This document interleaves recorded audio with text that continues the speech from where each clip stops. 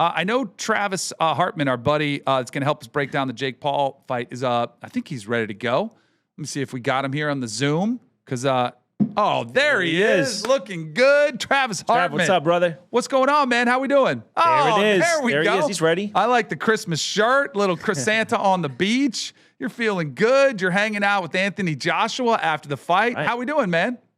Oh, we're doing good. He's even got a person, cocktail? Chris, by the way. Oh, thank you so much, man. father. We appreciate it. I was super pumped to get you on the first time. We had done some talking on the neck, and we were all geeked up about it. And then, life threw this baby at me and kind of got in the way. So it was a beautiful reward, but I'm sorry I missed you. I'm glad we have you on, my man. It's a blessing, man, to be a father. Totally. Yep, totally. No doubt. You were Nostradamus, man. You came on here when we talked about this fight, Jake Paul, Anthony Joshua, and you said, I remember, you said the people are going to get what they want. Jake Paul is going to get knocked out. What did you think of the fight, the way it went down? This is what Jake Paul does. For a casual like me, it was right after the college football game ended, the playoffs, and I tuned in and watched the whole thing. My 13-year-old daughter was watching it with me, and we were watching it go down, and she's like, why does he keep falling down, Dad? So I guess what did you think of the fight itself? It wasn't the prettiest fight. What did you think of the night in itself? Yeah, I mean, there's a lot of brilliance in what Jake Paul does. I mean, as you know, you just pretty much said it, and your little girl was watching the fight with you. Like that's Jake Paul. He brings in so many different demographics of people, and it sells. I mean, I think they said the Netflix viewership was like 33 million people are watching. I think they set a LiveGate record at the Casilla Center over any other event that's been there. So they're doing pretty good. But for the fight, it was really tough to watch, but it was, Jake Paul had to do that, if that makes sense. Like that was what his game plan was going to be. He was going to move. He wasn't going to sit in front of Anthony Joshua, who is 6'5", 245. He's a mountain of a man. Jake Paul's 6'1". He's barely over 200 pounds. But he wasn't going to sit in front of him. And when he got close, he held him, which was boring. But it was funny because I was watching the fight next to a 22-year-old media guy. And after the first couple of rounds, they were all freaking out because they were like, oh my gosh, why hasn't Anthony Joshua knocked him out yet? I go, relax, guys. Relax. Because I found out when I got to the arena that the ring was a 22-foot ring. And normally the rings are 18 foot. So as soon as I found that out, I was like, nope, I adjusted my prediction. Originally, I said third round knockout by Anthony Joshua. After I seen the ring size, I knew what they were going to do. They were going to run around the ring as much as they could until they got tired. So I predicted fourth through the sixth round, ended up happening in the sixth round. And guys, that punch that Joshua hit with him, he knocks out every other fighter in the world with that punch. I mean, there's a reason why Jake Paul was the #1 trending topic on X, and the hashtag was respect Jake Paul. And I think he earned it. Yeah, I'm right there with you in that case. I think if you asked me, I would sign up for $92 million to take an Anthony Joshua right. But at the end of the day, 2 broken jaws, top and bottom, and the dude stood up at the end. You know what? He took his best, I don't know if his best shot, but he took a real good one, and he did stand up at the end. So for that, I absolutely do have to give him respect. I didn't think they'd make the walk. I've been saying it for months. I thought they'd find a way out. How much of it do you think? I felt a little Conor Floyd in the sense that I think Anthony probably carried him a little bit. Like Anthony Joshua, I think he could have ended it a little earlier if he wanted to, right? Well, so here's the thing with that is, could he have ended it earlier? Yes. If he would have caught him earlier, yes. But Anthony Joshua, because that ring was so big, live, I had a super good view of how big that ring was live, straight back. I had a great view of the ring, and I don't think he could have, because he couldn't catch Jake Paul. And I'm telling you, even a seasoned veteran like Anthony Joshua, it's very hard to cut the ring off. And as soon as you cut the ring off, the guy moves. When a guy doesn't want to engage with you, it makes it so much easier to not get caught with a big punch. I mean, Jake Paul only got caught because he ended up sitting on the ropes and Anthony caught him. So I don't know. I don't think so. I think if the ring was smaller, I think Anthony Joshua would have got to him sooner and, yes, knocked him out. But we all knew as soon as Anthony Joshua lands one shot, it was over. And that happened. He landed that one shot right on the button, and it was over. We knew as soon as that happened, it would be. But I don't think that he carried him because of this. In the boxing world, the professional boxing world, the little fraternity that we're kind of in, the longer this fight went, the worse off for Joshua it was. So that's why I know that Joshua, in his heart of hearts, and I got to chat with him pretty privately a lot too, and I know he wanted to do better. And even at the post-fight press conference, I asked him, I was like, hey, man, I know you beat him and I know you knocked him out. I go, but was it a success for you? And he said, no. He goes, I should have done better and I can do better. And I thought it was pretty humbling, but also he's a class act. If you watch some of the videos that I posted about it, he answered my questions in such a class act way that I became such a huge Anthony Joshua fan, because he got up there and he made a point. He goes, you guys know that if Anthony Joshua would have beaten, or if Jake Paul would have beat me, he would have been up here dogging me and just talking all this crap on me. He goes, I'm not going to do that. He goes, give Jake Paul his respect, because he got in that ring with me, which is a lot of people haven't done. And he took my shot. And even though he went down, he got back up. I mean, his eyes were open. He wasn't knocked out cold. So for me, I thought it was kind of impressive. And I know that's crazy to say, but I thought it was kind of impressive. He's got 2 broken jaws in 2 different spots. I think he's got plates in his mouth now. So, and they both laughed their way to the bank. Yes, they did. I have a theory on, because my daughter, I was trying to explain this to her, because I don't think he was falling down to slow down the fight. I thought he lost his legs. Oh, yeah. I used to have to do stadiums after I had interceptions. I had a couple games when I had 3 or 4 interceptions, so I had to do 5. I ended up doing 20 stadiums. And after I would do those stadiums, I could not walk. Like, I could not find my legs. I'd go in the shower after, I remember my legs shaking, like trembling. And I thought that's what happened to Jake Paul. Like, I thought he lost his legs, which is so hard for anybody that hasn't really trained hard to understand. Like, when you literally cannot, I don't think it was any shot to the head. I don't think it was dizzy. I think he lost his legs. And my theory is he does so much leading into the fight. Like, there's the pre-hype, the pre-fight on fight day. I mean, he's in there with he's got a whole room full of people, and I didn't see much Anthony Joshua. Is that normal? Like, when you were prepping for a fight, would you have that many obligations to do so much media and have many people in there? I thought if he would have saved some energy for the fight, he might have been able to last a little bit longer as far as his legs. I think he still would have gotten knocked out, but I thought he was just gassed. Danny, I think you got a new career, man. You're not just an NFL guy. Like, you just broke that down brilliantly, because you're right. When he got in that ring and he started tackling him and holding him, it was 100% because his legs were gone and he could no longer run as fast as he could.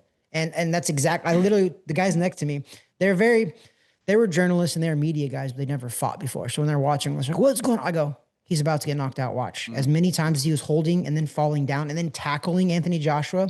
And unfortunately, I can admit this, I've been in one of those fights, in a pro fight, where I got tired and ended up getting sloppy, where I tackled the guy a couple times and we got in a hold and we got wrestling around. That's what happens when you get tired. It's just fatigue. And think about it. You're Anthony Joshua, who's 6'5", 245, probably came into the ring 260, honestly, because he usually weighs more than 245. That was a weight stipulation that Jake Paul then put on Anthony Joshua. But to have him laying on Jake Paul for 6 rounds, yeah, man, like, think about that. He's squatting essentially 245 pounds, 260 pounds every time they get in a clinch. And they clinched a lot because of Jake Paul. Like, every time Anthony Joshua got close, Jake Paul was grabbing him, wrapping him up, and he had to do that. And if I'm Jake Paul's coach, honestly, it was a brilliant game plan. It sucked for the fans to watch, but that was the only how he was going to go 6 rounds with Anthony Joshua. And a stat that they just posted, Jake Paul landed more shots on Anthony Joshua than Ngannou did when Ngannou fought Anthony Joshua. So I'm like, I don't know, man. Like, I think that Jake Paul is what he is, but for me, I said it with you guys too, Danny, on the podcast. I was like, I think it's brilliant, because I think he's trying to earn respect from the boxing world. And I think I was right, because the trending topic on Twitter after that fight was #respect Jake Paul. That was a #1 trending topic in the world, not just in the States, not in one region. That was the #1 trending topic in the world. Like, this kid, he sells. Yep. And I don't think his work ethic coming in is a question. Like, I don't think his legs died because he didn't train for it properly. It's just impossible to replicate the intensity, the adrenaline, all that stuff, right? As a fighter, you probably know you can train as hard and as long as you want to in the lead up. But when you get there, and when you get there at that level, like Danny said, there's so many things going on.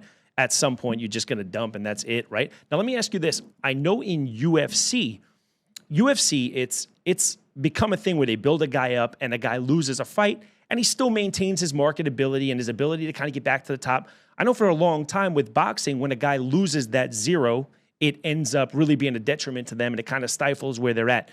Is Jake Paul, now that he's got this L, he's got the loss to Tommy Fury, what does his perspective look like long-term? Because I get the feeling you think he's a pretty good fighter. Like, he was able to move around long enough. He was able to dodge a little bit and duck and avoid getting hit. What do you see his future looking like now?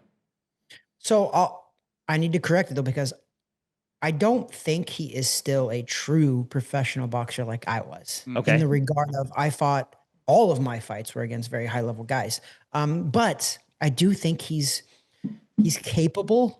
And if he sticks with it, maybe he could be a fringe contender. He's not going to be a world champion. I know he wants to be a world champion, and I like Jake Paul, and I like their whole camp, Most Valuable Promotions. I like them. So this is not me talking smack. This is me being realistic and honest.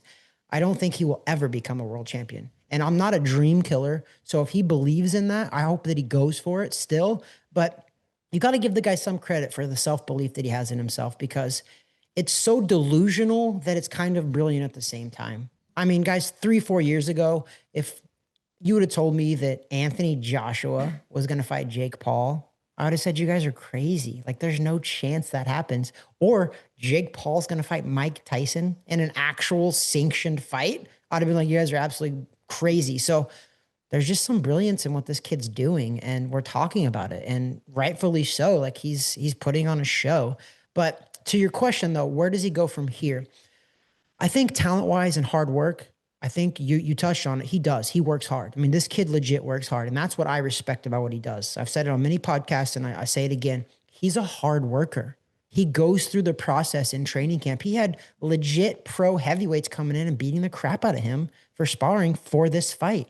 And you guys got to realize this too. Everybody says, oh yeah, I would have took $92 million to get in with Anthony Joshua. Well, Jake Paul was going to get paid that same amount to fight Gervonta Davis, who was 135 pounds. So I give even more respect to Jake, because Jake didn't have to fight Anthony Joshua. He chose to fight him because he could have made that money fighting other people, lighter people that he's bigger than, and he chose to fight Anthony Joshua. So to me, I'm just like, dude, he would have made that kind of money fighting whoever he wanted to. And the fact that he chose that, it was strategic for sure, but he got his jaw broke, man. Like, that's what I was going to say, is going forward is it's not his talent, but I know many pro boxers have gotten their jaw broke before. I believe Muhammad Ali got his jaw broke even, but it's tough to come back from that. It's very tough to come back from that, because a broken jaw is no joke, and it's no business to deal with. So his healing process is going to be very important. And I think his bank account is going to look really, really good going forward. And I think that's going to take that love away a little bit of stepping back into the ring, because think about it, guys. Like, he's healing up right now, and they say he's in a lot of pain healing, which I know he is. Why would you want to step back in the ring? He got hundreds of millions of dollars in the bank. Like, why would you want to step back into that scene again? And because he's going to have to now kind of continue to fight other pro boxers. I don't think his shtick of fighting other guys, these exhibitions or these retired MMA guys, is going to work anymore. I think he has to continue down this path. And I don't know if it works out well for him. Do you think we see Anthony Joshua, Tyson Fury? I know that's what AJ called out after he said he wanted him. I saw Tyson respond. He was calling him out and criticizing the fight against a Disney kid. I mean, he was taking every shot. There already seems like there's a war of words. Do we actually see this fight, you think? Man, I hope so. I think it's a fight that's too late, honestly, but I think it's still a fight that has a lot of relevance, especially in England, because they're both two English guys who honestly both ruled the division for a minute. They both did. They're both quality opponents still. I still think it's a great fight, but I hope we see it. Tyson Fury is, man, that guy's brilliant too. He's brilliant, kind of like Jake Paul, the way he markets and the way he talks and the way he brings people in to watch. And I think that lead up to an Anthony Joshua versus Tyson Fury fight would be worth the money alone. Just the lead up to it. You guys know Tyson Fury. You see all of his antics, and like, it's pretty cool. I do think we see the fight though. And I'll tell you why. I got the vibe, and this is, Anthony Joshua did not tell me this in any way. This was just my own personal vibe from hanging out with him, talking to him and seeing it. I think he's almost done with boxing. I think the only fight he could get up for would be a Tyson Fury. And that's a mega fight. They're going to make a ton of money, right? So unless he fights Tyson Fury, I think he's done. And I think that, yeah, I don't know if his love is still there. Like, he acted like he was he's back. That 15-month off, so he kind of got a refresher, right? Because he took 15 months off before he fought Jake Paul. He was out of the game for 15 months. This should kind of refresh and all that. And now he's back in Alexander Usyk's camp and all of that. But I don't know if his love is there like it was when he did rule the division. And I think in boxing, I think we talked about this last time, Danny. I think boxing is 90% mental, 10% physical. The guy's a physical specimen. We can see that, right? But I don't know about the mental right now. I don't know. And boxing's tough, man. Once you get towards the end of your career, your body might still think it can do it. But I mean, I don't know, man. I don't know. I hope we see it, because if we do see it, I do think you'll see the best Anthony Joshua versus Tyson Fury. I think you'll see the best of both of them because it's an in-country rivalry. But I think it's a big fight. I mean, Anthony Joshua sells out Wembley Arena with 90,000 people on a regular basis by himself. Tyson Fury does too. It's a blockbuster fight that needs to happen. I'm hopeful because I talked to Eddie Hearn as well, who's the matchmaker or the promoter for Anthony Joshua. I'm gonna, I'll go on record with you guys because I'm doing pretty good around my predictions. I think it happens. I think it happens late next year.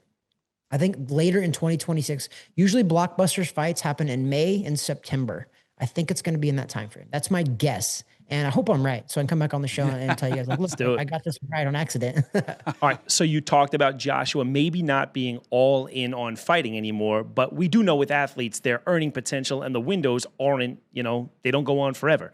But I heard a rumor that because Anthony Joshua is an English guy who fought in America, he had to give up like half of this purse, which is crazy. So what is the, what can we look to see if he does fight, Fury down the road? Does it become is it the biggest fight of all time purse-wise? Does it supersede? Is it right now? Is it Pacquiao Mayweather? Is that the highest earning fight of all time? And does Joshua Fury pass it? Because look, if you're fighting for 92 million and you come home with 48, which is what I heard, at the end of the day, 48 is great, but it's not 92. Is that enough to get him back in there? And then what is the ceiling for what this fight can be, gate-wise and money-wise? Well, I'm not a tax expert, but I know that the English definitely tax their people a lot, which is why us Americans got away from that, right? That's why we're here. But I think you're right. I think you're touching on something very big. And this is what people don't understand is, yes, we're professional boxers, but we're also professional prize fighters. We fight for money. We do. It is about the money when it comes to boxing. We do fight for money. That's period. That's what it is. That is open. It's out there. Yes. Do we love it? I loved it. Yes. But at the end of the day, I fought for money. If you're telling me as a pro, I would take that beating for free and just for the love, I would never do it. Nobody would, hardly. So it is for the money. And I think what's probably going to happen is that fight's going to be in Riyadh, Saudi Arabia. And I think that Anthony Joshua is smart and so is Tyson Fury. I think they're going to hide their money pretty good.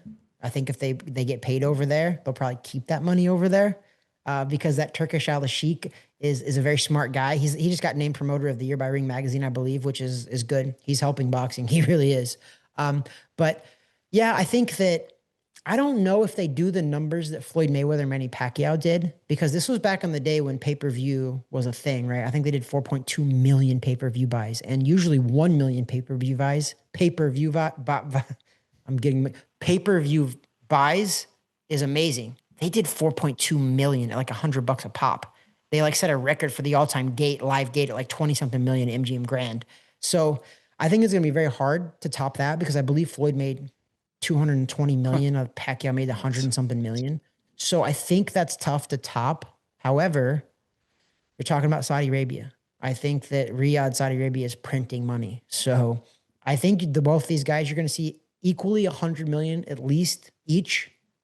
And it probably could creep up to 200. I don't know. I mean, I don't know. We're talking about $100 million. Like it's no big deal nowadays. Like it blows my mind because I'm a boxer. I'm like, I retired at the wrong time. Like, what am I doing? But they're paying a lot of money. But I don't know. I think it is a great big fight. I think it will do more money than any other fight right now, for sure. Will it break Manny Pacquiao and Floyd Mayweather's? I don't think so. I don't. But it could.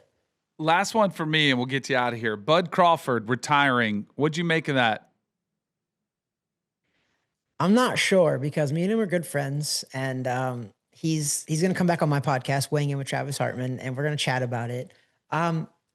He's 38, and on my podcast 2 years ago, he did tell me, because he'd won 2 undisputed titles in 2 different weight classes, which is like only a handful of people have ever done that. And I asked him, I was like, hey, you're 36 now. Like you got to be thinking about what's next. And I was like, what's next for you? He was like, a third undisputed in another weight class. And he goes, then I walk off into the sunset. He said this 2 years ago to me on my podcast. And I was just like, really? I mean, after you win 3, man, like that's hard to walk away. He was like, yeah. He goes, that would be it. Three undisputeds in 3 different weight classes. And guess what? He just did that with Canelo. So the fact that he lived up to that is pretty cool, but you guys know it, like all athletes, it's tough for us to walk away, right? Like we might retire, but Tyson Fury's retired 3 times already. Right. Literally. Like, so, I hope the best for Crawford because he has made some very good business decisions. I mean, he owns a lot of real estate. He does a lot of smart things actually.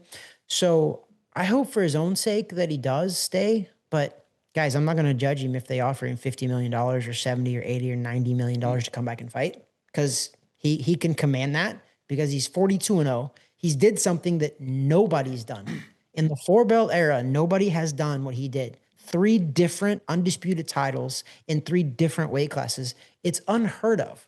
And when he jumped guys, he turned pro at 135 pounds and he won a world title at 168. It's insane. He literally 6 weight classes. What is it? It's crazy. So I don't know if he'll stay retired. If he does, good for him. The only fighter that I know that I can remember that retired at the top was Lennox Lewis. He beat Vitaly Klitschko and arguably probably was losing that fight, and he was on the scorecards, but he beat him because he busted him up pretty good, and he walked away, and everybody was like, nah, he'll come back, and they offered him so much money time and time again, and Lennox was like, nah, man, I'm done, and forever, he retired on top. He was the heavyweight champion of the world, and he retired, and he walked away. And I was like, man, good for him. And I've had many conversations with him, actually. I've sat down and I've drank with him in Jamaica with Lennox Lewis and heard stories from him. It's like, it's pretty cool. But will Bud stay retired? I don't know, guys. Your guess on that one is going to be as good as mine because I don't know until I ask him right out of his mouth and hang out with him privately and see. I don't know. I haven't gauged the realness of it.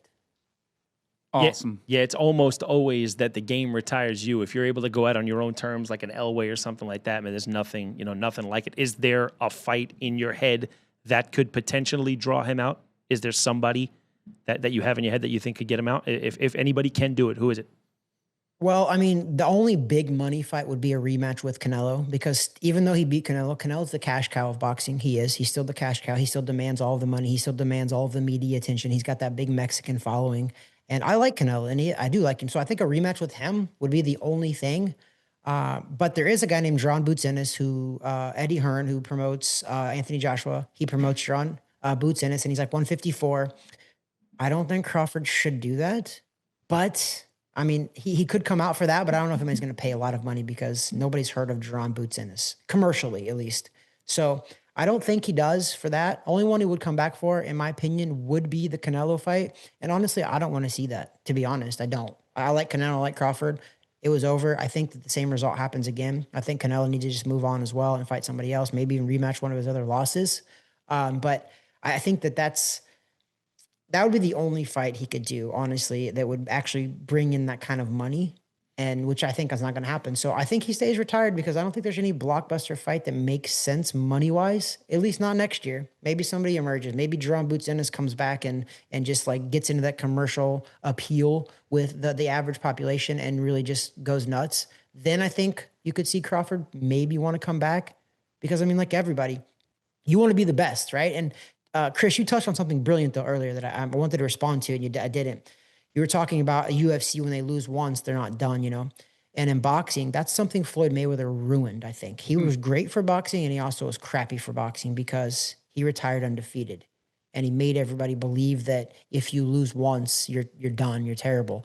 I think boxing's making a comeback in that regard, that you're seeing a lot of fighters now take really tough fights and keep going. Even if they lose, they're not written off. They're still putting them in other very, very tough fights. So I think because of that guy, Turkish Al-Sheikh in Saudi Arabia, I think we're seeing that. I think he's making tough fights because he's paying the guys to fight each other. But we're seeing very, very good, tough fighters who's got both undefeated, but they want to fight each other because they're getting paid for it now.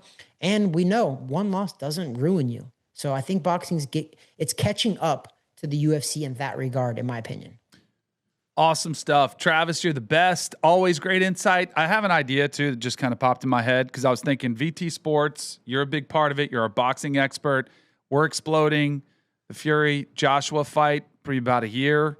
At that point, will be massive. We just have to hit up PBD. We all go over together. We do a little on-site show. I think we're all in, right? Let's do it. Okay, in that regard, I'm predicting that fight will happen next year.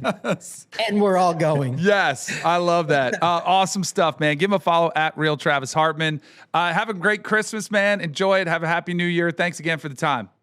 God bless, guys, and Merry Christmas if you celebrate Christmas in that way, which I do. But otherwise, happy holidays. You got it. Trav. Thank you, bro. All right, Travis. Good stuff, man. He's awesome. That was really good insight. Pretty fun, too. He was there hanging out with Anthony Joshua. He sent me a photo after. To see that was incredible. I didn't get your thoughts on the fight itself, though. What did you think? I think Trav kind of wrapped it up exactly like I feel. The respect was there. Like, I thought if it happened, it was going to be, I don't know. I'm so tired of watching him knock out old UFC guys. I thought either they were washed or they were taking dives. Both of them left bad tastes in my mouth. I feel much better about him as a competitor after this. And he was right. He was going to fight a guy 135 pounds, and he could have backed out. And he said, no, thanks. I'll go ahead and mix it up with one of the best to ever do it. And he definitely earned my respect going out. For sure. There's our guy right there with AJ after the fight. Pretty cool stuff.